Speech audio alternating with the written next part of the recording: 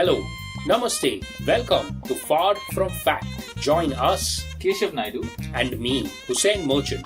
as we solve pertinent world issues in an attempt to make the world a better place. Make the world a better place?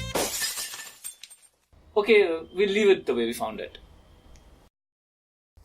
This is a very special pilot episode. Join us on a fascinating journey this week as we ponder air travel, thievery, and call center scams. Wow, this is our pilot episode. Nice. So, Hussein, tell me, what have you been thinking about? Any thoughts? Any? So actually many things that I was thinking about, but one of the many thoughts was taking photographs. Okay, now, so whenever people take photographs, say I have visited a temple. So I would go to the temple and I would take my photograph standing in front of the temple. As a selfie kind of thing? Yeah, with the yeah. backdrop as the temple. Yeah. Right. Okay, either selfie or I Or would ask somebody someone takes it to... for you. Yeah. And then the objective is that I come back and show people that You visited I visited X the place. temple. Yeah. And I show them the picture of me standing in front of the temple. Right. So, now my confusion is that when people take such pictures and show it to those people, do they take it because they think the person will not believe that they actually went there? Or do they take it and show it to just show off that I went there? It's definitely show off, one. Okay. But it's a temple. That's a softer thing. Okay. The more serious one is specifically to do with the temple. Okay. No, okay, say anything. Religious. place. Yeah, so okay. But then even if it's... So I think it started out as, I think it may have been showing off earlier. It may have been evidence earlier. But I think today it's got to do with sharing. But then why do you... See, if I'm showing you a picture, I'm here, I'm next to you. No. So what happens is I'm almost sounding like I'm defending, but so what happens is you have to look at it as the timeline as a book. Okay. Like a journal. The fact that some people are scrolling their timelines on wherever, whichever devices. So a picture of a temple is not going to arrest you. But a picture of the temple with your friend will stop you. I don't know how arresting it will be, but it'll definitely be like, oh, this is my friend next to Shani Shinganapur. Oh, that way. Or, wherever, right? Next to Shabbat Shalom in Jerusalem. Or, wherever. I don't even know if such a place exists. Wow. So that means ultimately you want to look at the friend. You don't want to look at the However, but if the friend took the same above mentioned picture next to his spot, you wouldn't. It will not make an impression unless he said something very funny. Okay. Or, where there was great news in that story. So then what is it? Why are you stopping at the picture with... not with only the temple, but with your friend at the temple? Oh, because that is just... because the picture is not going to be great. Which one? The temple one? Just the temple picture. Oh, okay. Because you're an amateur. Okay. Oh, okay. Right? Unless you took a professional picture, then you will stop That's people. enough. So that means people are bad photographers. Yes. And they make up for it with their own faces. Here's my family next to blocking the Taj Mahal.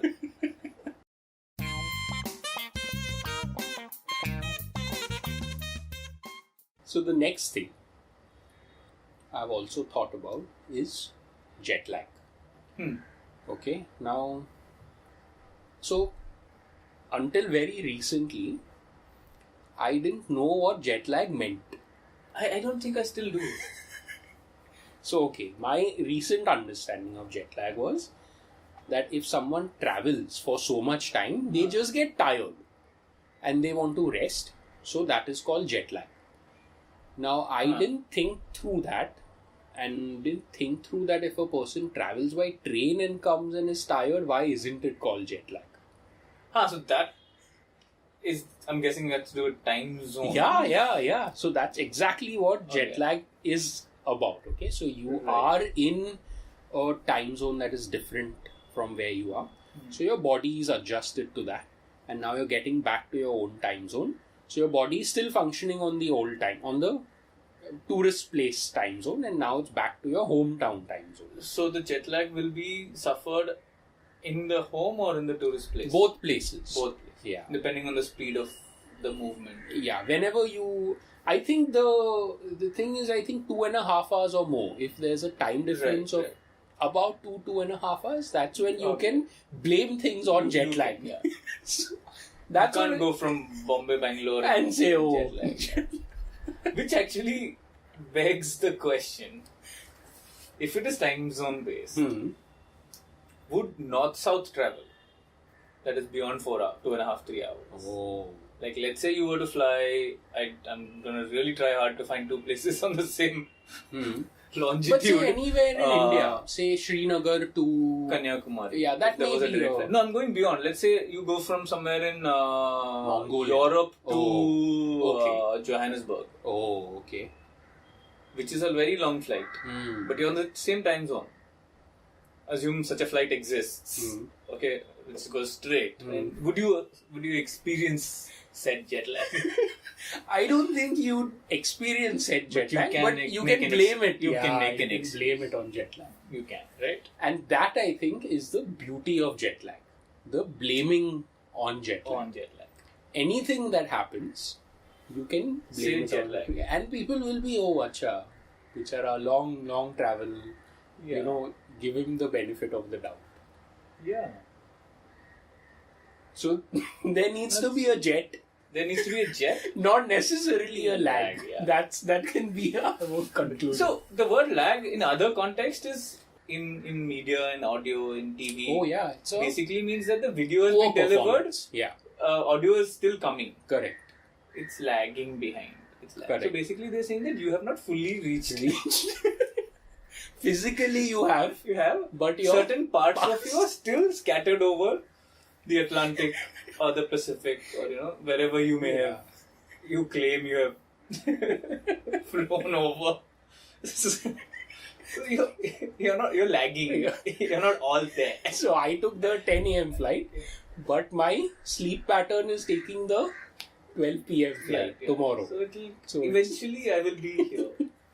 It's a primitive form of what's that tech where it's the telekinesis where teleportation. Okay. Yeah, teleportation. Thank you.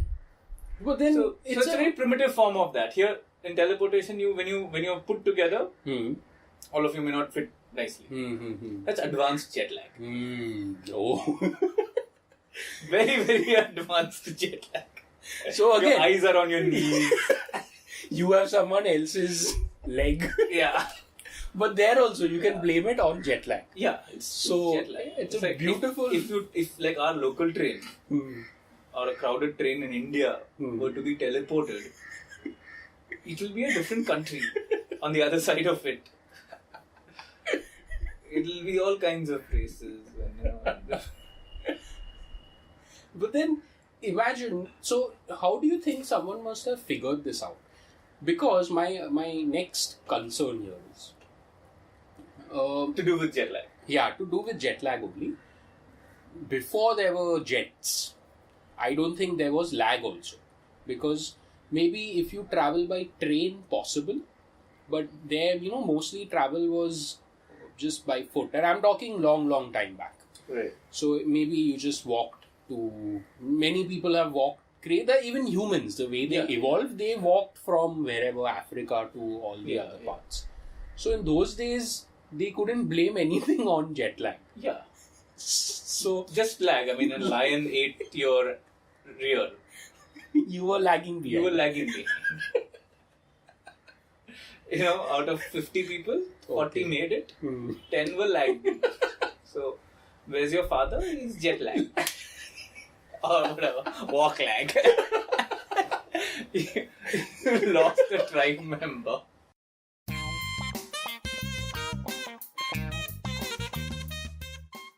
What could be funny? I like these scams that you read, and loopholes, legal loopholes that people come up with. I think that takes a lot of creativity, right? Absolutely.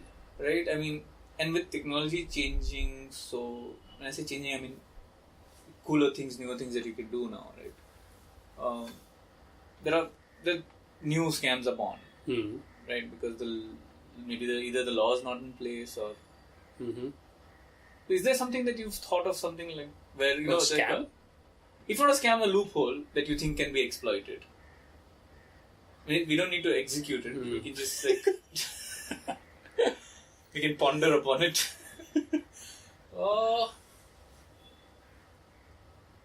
So I've not spent time thinking about this, but I'll admit that I have spent time thinking about thievery. Right. Okay, because sometimes it's just too simple. As in, okay. Okay, and I'll tell you what. Now, there's a... You use thievery as a word and not stealing. Yeah, thievery. No, I think the difference to me between thievery and stealing is like if I steal rice from someone's house or sugar. But thievery is if I rob a bank, then I'm a thief. Right. I don't know, but that's my definition. Fair, yeah. So whether you use force or intelligence. Whatever is okay. Whatever the combination. Just the scale of the operation is what makes it for me. So, like you can't go. Timing is key. Like you shouldn't go at a time when the locker is empty. Yes, exactly. Key is when. Yeah. So it's occurred to me because it looks so simple. If you've ever visited these banks that have these lockers down. I don't know if it's an India thing, but yeah, many of them are. But by underground, I mean there's just a flight of stairs, and there's the thing bunker, there. It's a bunker. Some of them, some bank branches, have it at the same level. Yeah. So there's a branch, then there is a separate section, and the only thing separating the branch and that section is a curtain. I've seen that. Okay. I've seen that. Yeah. Old parts of the city usually have that. I've seen one. Yeah, in Dadar. One in Calcutta. Okay, so that means it occurs. Nationalized banks. It's a very nationalized bank thing to do. Oh. I think. I don't know. Because I've never seen a locker in an HDFC kind of situation. I don't know how they do it. I don't know how they do it.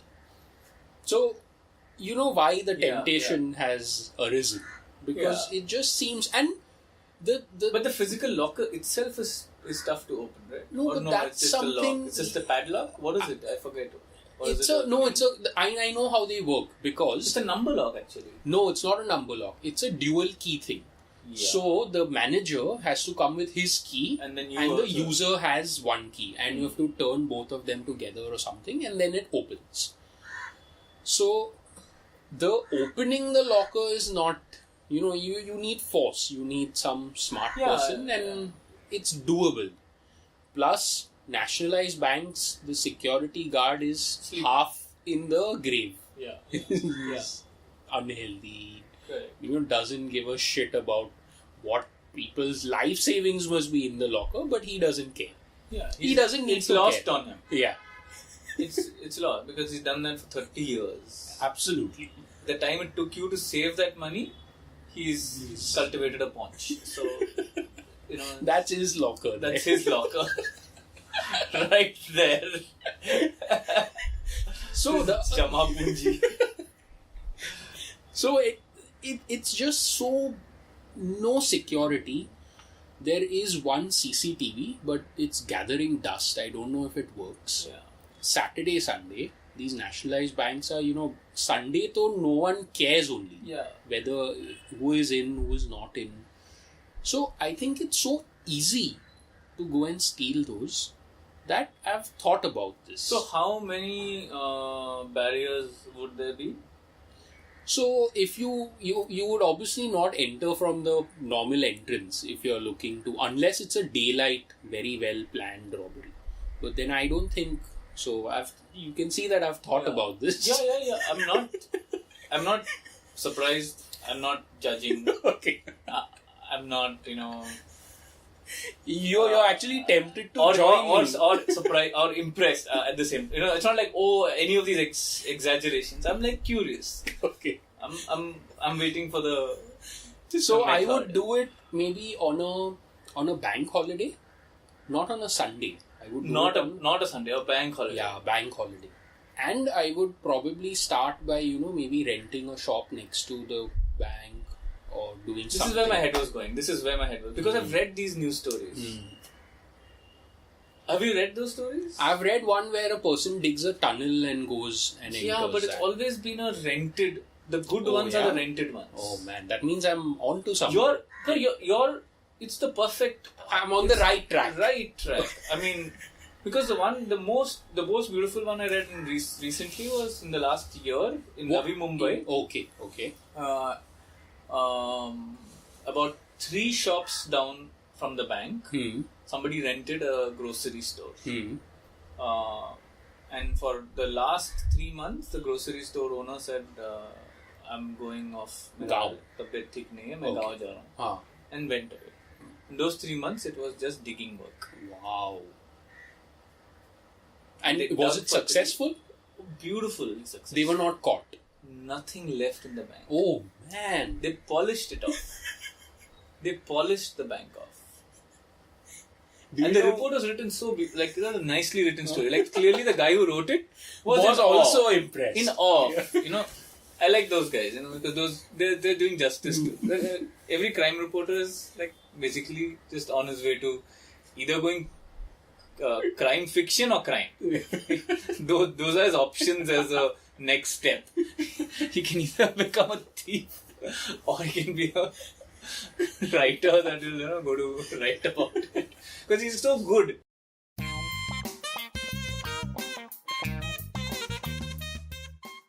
So when it comes to technology, so this is a purely physical theft. Yeah, this was physical. There's no smarts to it. Yeah. There are some, but There are not the smarts. So now here's where I think a little bit of research in geography comes in handy. correct. Because there are stupidly located banks. Yeah. Like just under a house where it's just 6 inches of brick or concrete. So those are, I think, the soft spots, which I think is a matter of some data scraping from some websites and not even scraping, just easily available. IFSC codes. Man, We're high-fiving.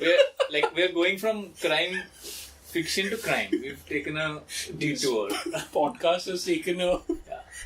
So it's gone from crime content to just crime. We'll scratch out the crime, the content part. It's like it's more important to be content. Yeah.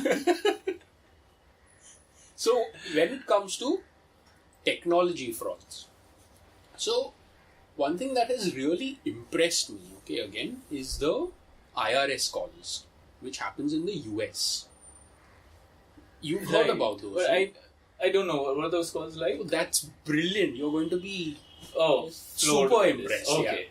So this is targeted at a very specific demographic. Okay, old white people who have kind of retired and are not in touch with technology. Right. Okay, so they will not. If I get a call, most of us have Truecaller or whatever, and it comes scam ID, do not answer, whatever. Okay, And that's also more recent. yeah. Maybe a few years ago, these things didn't exist. Correct. So these are people who have now crossed the threshold of picking up new technology to prevent themselves from fraud. So they are the juiciest targets. So the way these guys operate is I think from what I've heard, many, some of them are Nigerian, some of them are in those pockets of Africa. Right. Many Indians as well. Who do these Who scams? do this. North Indians specifically. Wow. But are they in the States? They are Or in they're doing India. It here? No, they are in India. Oh man. Offshoring their scam. And Okay. So the background, how they do it is, they just call up these people and tell them, we're calling from the IRS. That's their tax department, basically. Correct. The Internal Revenue Service, but with an Indian accent. Yeah, with kind of they try and fake the American. Oh, so I'm guessing a little bit of call center training has helped them. Absolutely. Oh wow. Okay, so their basic salutation and all it fits. sounds like... And the moment you tell an old person that I'm calling from the IRS, you get tension. You don't then think about, oh, this guy doesn't sound like an American. So they have all of those strategies set. They know what to say. Yeah. They call them, they tell them that you are in default, your whatever file is picked up, you owe us this much money. So then they frame the conversation in such a way that they make the proposal then that either we will then send the police to your home or the FBI or whatever. Or give them an out. Or you just pay us this much in gift card certificates or PayPal transfer or Western Union right now, and we will let you go. And they agree. Because the amount is very different. Yeah. Okay, so the thing is, it's a hit and miss. Many people will probably realize a little into the conversation that this fellow is sounding... But even if you have, say, like a 5 or 10% success rate, you can make millions, man. And these guys are bloody sitting in North India and earning scam money in dollars. Into your PayPal. Yeah. Wow. And the way they also, the numbers are not traceable. They use computers and they use VoIP calls. Whatever that is, I don't know. So that has just amazed me. That's genius. I mean, it's evil. But it's... To steal from old people. Yeah. Is like, So, not only old people. I'm sure they throw a net out. Yeah. And some young people must also be getting caught. But I think they'll yield the highest fruit from this demographic. Right, they're the right fruit for this well-ripened, juicy old people. And then that is such a great side effect of the call center industry. And so, recently one guy got caught doing this, and he had, I think, 80 or 90 employees. Oh my god, employees, superb. So it's like you will think on the face of it, it's a call center only. Now that I'm okay, I think I've read this story. You must have. I've read this story. In fact, the version I had read was based out of Thana. Yeah, possible. One version I had read was because the employees kind of made me remember now. Because this guy did have about 20 odd employees, and what finally got him into trouble was, I think one employee was spending well beyond his means. And I think a jealous colleague kind of pointed it out, and it became a thing, a bar fight, and then the cops found out. If you were the HR head of this company, which is scamming other people for a living, how would you ensure that your company doesn't suffer from such morons who go and screw it up for you? Because you've done a great job otherwise. Yes. Nice. So what would you do? Can you think of anything? I think a simple thing would be a workshop possibly on, getting these guys to put their money aside wisely, save it for a rainy day, So that when they grow up and when they get old, somebody will come and scam. A whole crop of young kids have come, whole new technology, and the cycle continues. Beautiful. So, Keshav, that's the end of our first pilot episode. Nice. That brings us to the end, yes. Thank you, listeners. Thanks a lot for joining us. Thank you. And next time, we talk about Nigerian scam. Shade-grown coffee. Wow. Single origin shade-grown coffee. So, thank you once again. Please subscribe, and we'll see you again next time.